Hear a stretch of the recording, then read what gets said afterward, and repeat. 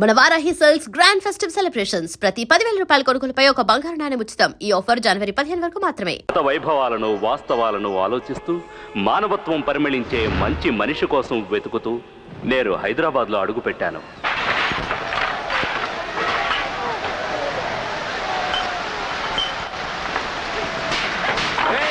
ఈ ఏరియాలో ఉన్న వాళ్ళందరినీ కొట్టి చంపండిరా.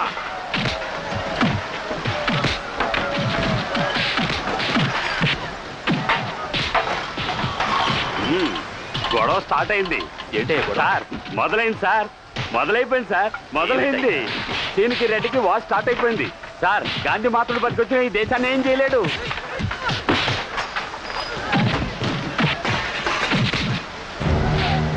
ఒక్కరిని కూడా వదిలిపెట్టకండి, ఈరగా దిగండి. ఆ తెల్ల డ్రెస్ లో ఉన్నాడే ఆయన ఎవరో తెలుసా? పేరు సారథి. సారథి అంటే రథం తోడు.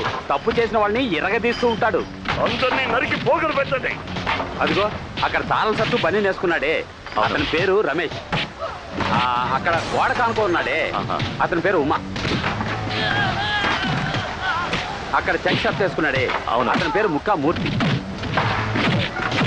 వీళ్ళు మామూలు వేళ్ళు, బొటన వేళ్ళు తెలుసా మీకు? అంటే తెలుస్తుంది చూడండి. వీళ్ళు నలుగురు మామూలు పర్వతాలే.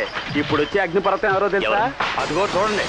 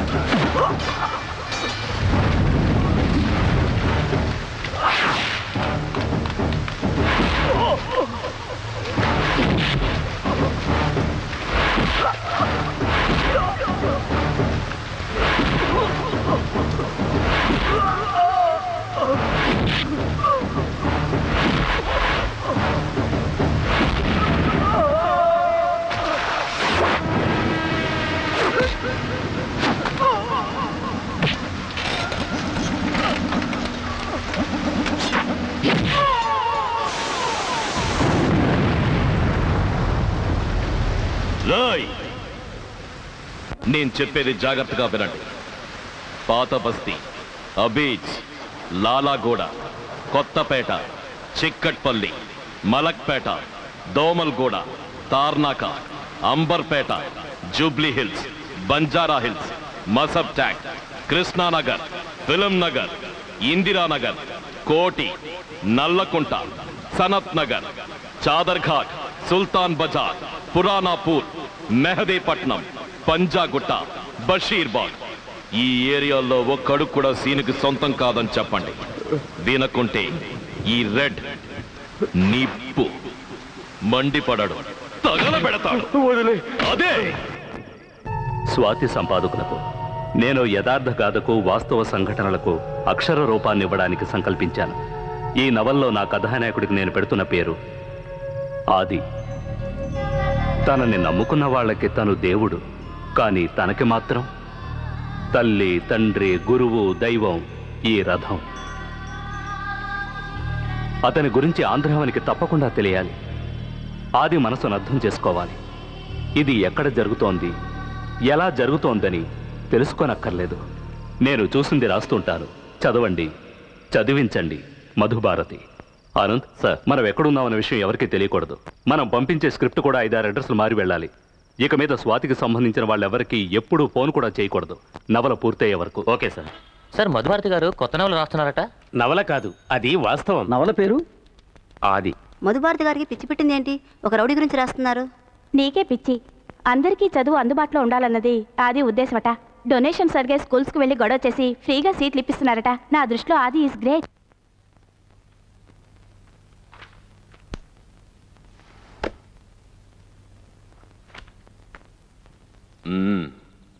చెప్పండి. మీరు అనుకుంటున్నట్టు కాదు. పేరెంట్స్ నుంచి డబ్బు తీసుకోవడం దేనికి సార్?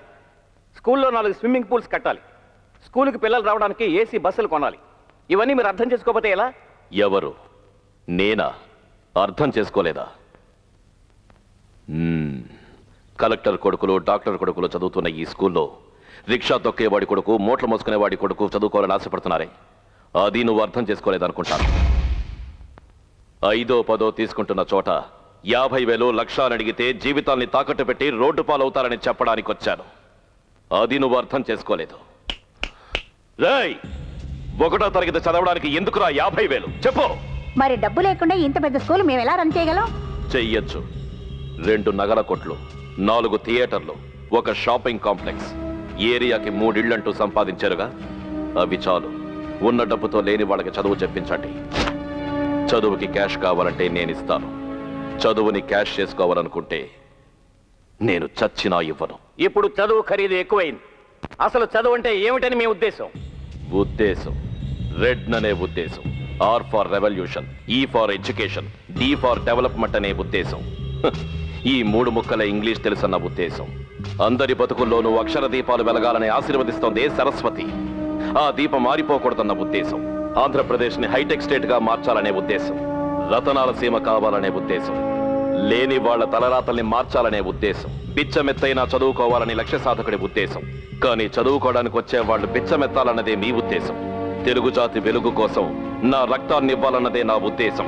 నేను సైతం ప్రపంచాగ్నికి సమిధినొక్కటి ఆహుతి ఇవ్వాలన్న నా ఉద్దేశం. ఈ ఉద్దేశం వేరా ఈ రెడ్ ఊపిరి. మరి మమ్మల్ని ఏం చేయమంటారు? నేను చెప్పినట్టు మీరు చెయ్యాలి. అలా చెయ్యకుంటే? రెడ్, వీళ్ళతో ఛానల్ 2లో మాట్లాడు, సీట్లు అడుగు. లేదన్నారనుకో వీళ్ళ షేపులు మారుతాయని చెప్పు. జైళ్ల ఇటుకలతో పాఠశాలలు కట్టమని పెద్దలు చెప్పారు. కానీ నీ మాటలు వింటుంటే ఈ పాఠశాల ఇటుకలతో నీకు సమాధి కట్టాలని నేను అనుకుంటున్నాను. ఏమిటి బెదిరిస్తున్నావా? అక్షరాలు నేర్పే గురువుల కాళ్ళు కడగాలనుకునే నన్నా మాట అంటున్నావు. పాఠాలు చెప్పే పంతుడు గనక ఓర్పుతో మాట్లాడుతున్నాను. ఏయ్, ఆ దరిద్రులకు సపోర్ట్ చేయడానికి నువ్వెవరు? 100 కోట్ల మందిలో ఒకండి, 6 కోట్ల ఆంధ్రుల బలాన్ని.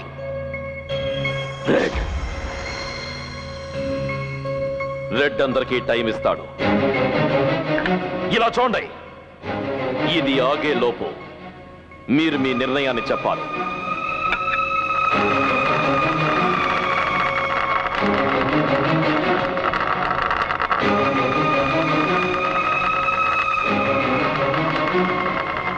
మనం ఒప్పుకోవడమే మంచిదనుకుంటాను. మీరు చెప్పినట్టే చేస్తాం. అదే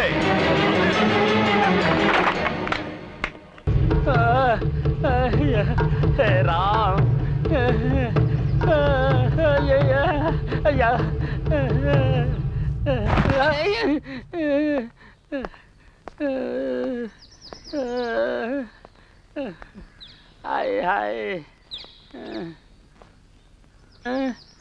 కొట్టారా? మరి అసలు మాట వింటేగా. అరే నగలా కొట్లో బట్లా కొట్లో బిజినెస్ లేదు, బాగా డల్ గా ఉంది. అబద్ధం, అంతా అబద్ధం. బ్రిటిష్ వాళ్ళ కాలంలో, దట్ ఇస్ బిఫోర్ 1947, जरा मेहरबानी करके चादरघाट रोड में एक छोटा सा दुकान डालने के लिए जगह दे दो साहब. राजस्थान से सारे ऊंट बेच के आ गया मैं साहब, प्लीज साहब, ప్లీజ్ ప్లీజ్. మీరు ఎలాగైనా చాదర్ఘాట్ రోడ్లో కొట్టు పెట్టుకోవడానికి కాస్త చోటు ఇవ్వండి సార్. రాజస్థాన్లో ఉన్నదంతా అమ్ముకొని వచ్చాను sir, please sir, please please.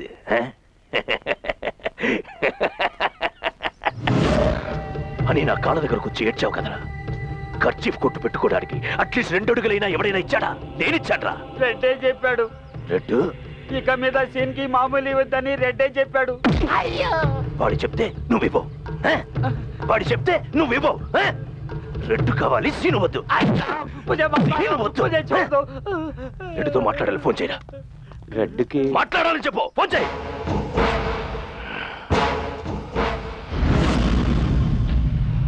ఏమిటయ్యా ఇది?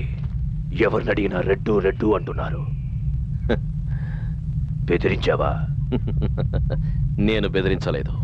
నీ బెదిరింపులకి భయపడద్దని అందరితోనూ చెప్పాను. నేను నీలాగే నలుగురిని బెదిరించాను.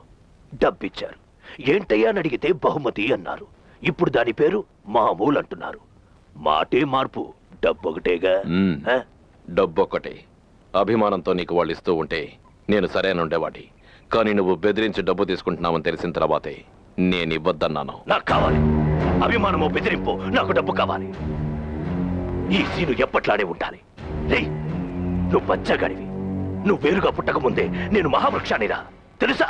నువ్వేవైనా అనుకో, ఎలాగైనా అనుకో, తొందరగా మట్లో కలిసిపోతానే చెప్తున్నా. సభాష్ రెడ్. నువ్వు చాలా బాగా మాట్లాడుతున్నావు. చిన్న వయసులో చాదర్ఘాట్ రోడ్లో టీ కావాలా సార్, టీ కావాలా సార్ అని నువ్వు అడుక్కోవడం, అది నేను చూడడం జ్ఞాపకం ఉందా? అదే చాదర్ఘాట్లో అప్పుడే 5 ఇవ్వు 10 ఇవ్వు అంటూ మామూలు అడిగి నువ్వు అల్లాడింది నేను చూసింది నీకు జ్ఞాపకం ఉందా? నాకు ఈ కబుర్లు అనవసరం. నాకు డబ్బు కావాలి.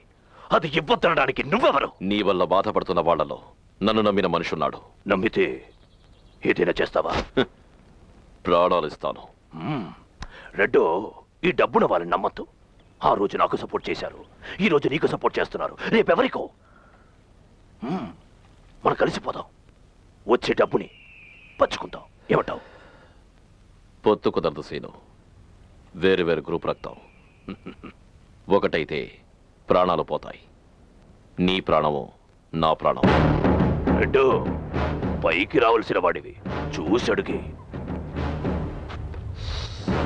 వయసు అయిపోయిన వాడివి, నువ్వు చూసడిగా. వద్దు, నాతో పెట్టుకోవద్దు. అలాగే. అది అది ఇదిగో మిగిలిన 40. ఇంతేనా? 100 రూపాయలు ఇచ్చాను. మూర్తి, మార్కెట్ లో గొడవ పడ్డందుకు, స్కూల్లో గొడవ చేసినందుకు రెడ్డి మీద ఎఫ్ఐఆర్ ఫైల్ చేశారు. మూర్తి, ఏంటో అంటుంది. అరెస్ట్ వారెంట్ వచ్చేలోగా మనం 4-5 రోజులు రెడ్ని ఎక్కడికైనా ఎస్కేప్ అవ్వమని.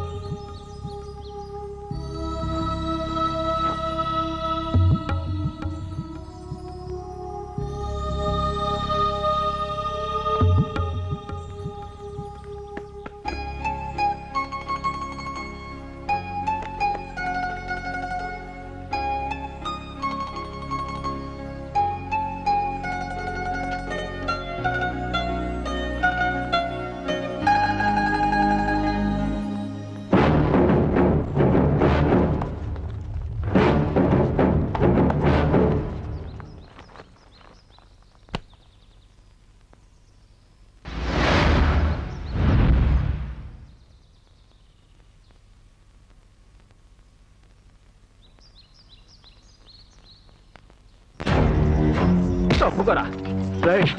రెడ్డి మీద కంప్లైంట్ ఇస్తావా? రెడ్డి జైల్లో పెట్టిస్తావా? కంప్లైంట్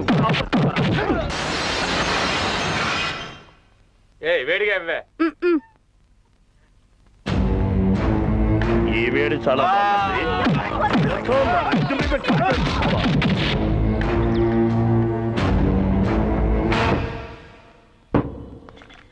నేనేవి పెద్దగా వాదించి నేను బయటకు తీసుకురాలేదు. ఆ జడ్జి మంచివారు నిన్ను చూడగానే జామీన్ ఇచ్చారు. ఎవరు చెప్పారు? నా మీద కేసు పెట్టిన పోలీసులే కేసు వాపస్ తీసుకున్నారు. అందుకే ఈజీ అయింది. సరే అది వదిలే, ఇంకోసారి మళ్ళీ తప్పు చేయకు. ఇప్పుడు నేనేం చేయాలి? ఇలా గొడవలు, పంచాయతీ పెట్టడాలు ఇవన్నీ తగ్గించుకో. చేస్తారు, మంచి వాళ్ళందరూ చేస్తారు. వాళ్ళంతా నీ ఆదుకోవడానికి నువ్వేమైనా దేవుడువా? అవునండి అని ఆయన అనుకోవడం లేదు, మేమందరం అనుకుంటున్నాం. ఎవరు ఏమనుకున్నా సరే ఇది చట్ట ప్రకారం నేరం. మీ మనసును అడిగి చెప్పండి, నేను చేస్తున్నది కరెక్టా తప్పా? అది కాదు, అది చాలు, వస్తాను. నేను నీ మంచికేగా చెప్తున్నాను. ఏమిటి నారాయణ?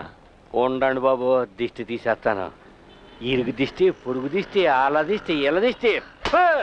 నారాయణ ఏమిటిది?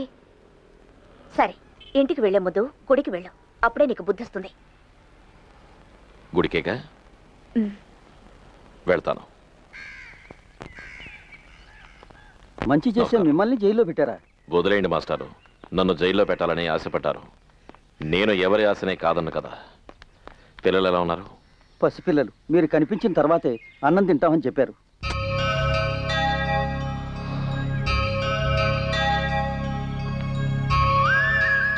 ఎలా ఉన్నావు అంకుల్? నిన్ను పోలీసులు కొట్టారా? నిన్నెవరు కొట్టారో చెప్పు, దేవుడితో చెప్పి వాళ్ళని కొట్టమంటాను. నువ్వు తప్ప మాకు దిక్కెవరున్నారు బాబు? మమ్మల్ని వదిలి నువ్వు ఎక్కడికి వెళ్ళదు బాబు.